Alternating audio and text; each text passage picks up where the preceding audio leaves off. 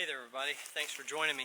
I have with me my hot tenting stove. This is the Wild West hot tent stove. This stove was a part of a package deal with the Megahorn hot tent from Lux Outdoors. And I really like this stove. It's got some really good things going for it. I like the little window. There's other stoves with windows on the side and things, but I like the little front window. It's nice to be able to see inside and get a little light shine through when fires are burning. It's done really well for me. It packs up really flat. All of these walls and floors and the top of it fit together down into a nice little canvas bag. The stove pipe itself, the chimney, rolls up into a nice tube, piece of Velcro to hold it together. These little rings here holding the pipe in its shape that it needs to be so that you can use it.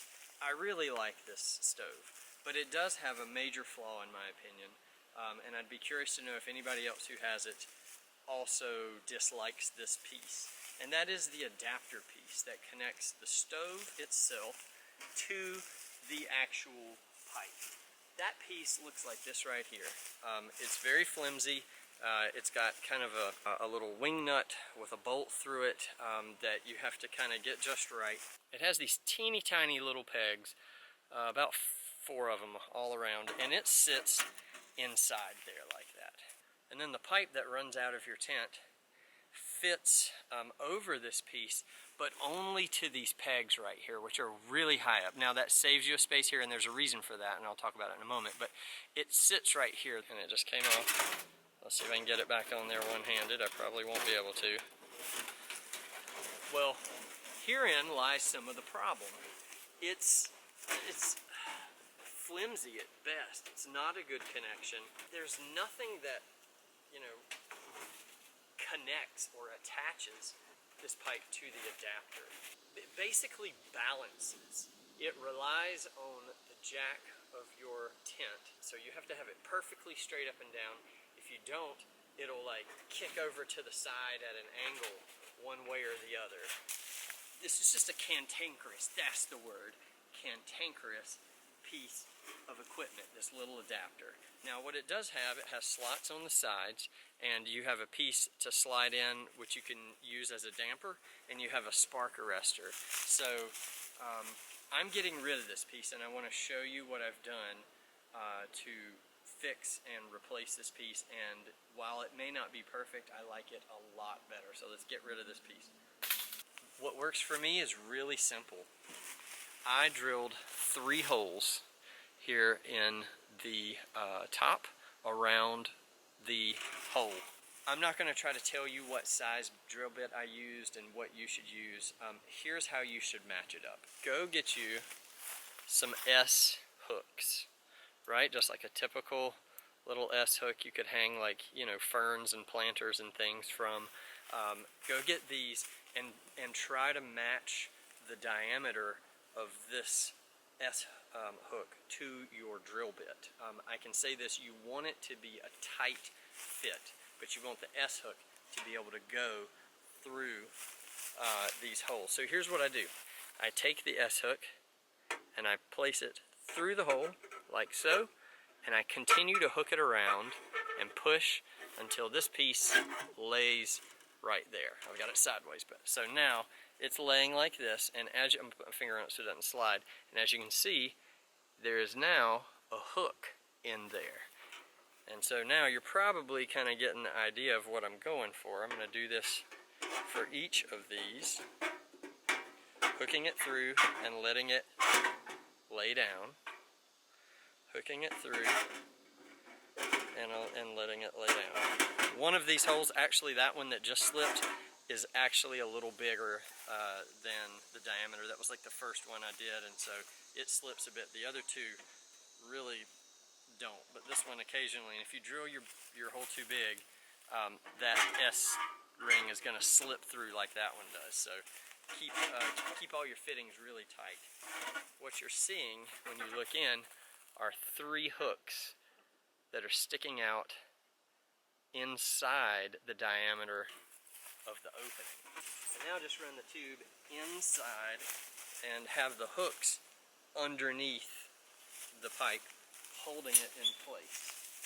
I'll try to show you here the connection. So it is sitting inside of those 3 hooks that are in this flimsy little adapter piece. There's 2 slots, one where you could slide in your damper piece and another for the spark arrestor screen. Unfortunately, the compromise with this damper piece is that it cannot be used now because you're bypassing the step. There is just simple straight pipe. I suppose you could try to cut into that titanium pipe, but I've not been brave enough to do that. Maybe you could slide this in. Of course, remember it rolls up, so you'd have to like perfectly align the folds of the titanium tubing, and it just seemed a little too much for me. So maybe somebody with a little more skill could do that. But so I'm getting rid of this, but don't worry because there is still a damper in the stove right here. You can close it. You can open it, you can go halfway, a little 3/4, a little 1/4. So controlling the airflow is still very much possible. The spark arrestor, what I've done with this, I took the screen, and this one, I need to clean it. It's obviously very clogged. It was doing its job, but it's very clogged. But I took the screen, I folded the edges, and I fit it into the top of a mason jar lid, like just the ring.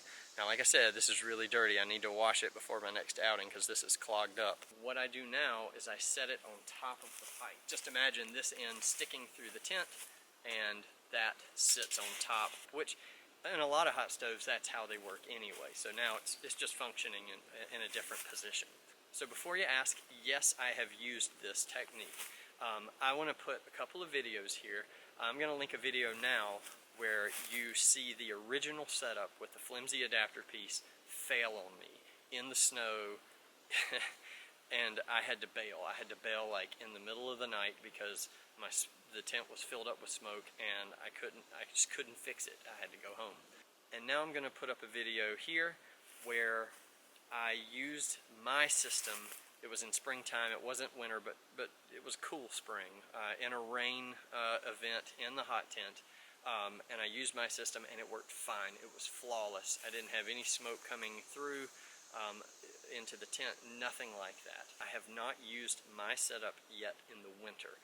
If we get a winter this year, I'm in North Carolina, we really didn't get one last year. If I get a winter this year, I'm 100% going to put it to the test. If I do successfully test it in the winter and it works, I will go ahead and come back to this video and link it there, or there, I can't remember which side of the screen, I think it's there. I'll put it there so that you can see it. Let me know what you think about this modification. I'm pretty pleased with it. I know that it works, and I'm happy to share it with you and others who may be struggling and hating that little adapter piece just as much as I was. So, hope this is helpful. I'm going to go pack this thing up and wash my hands and hit the road. So, take care guys. We'll see you on the next video.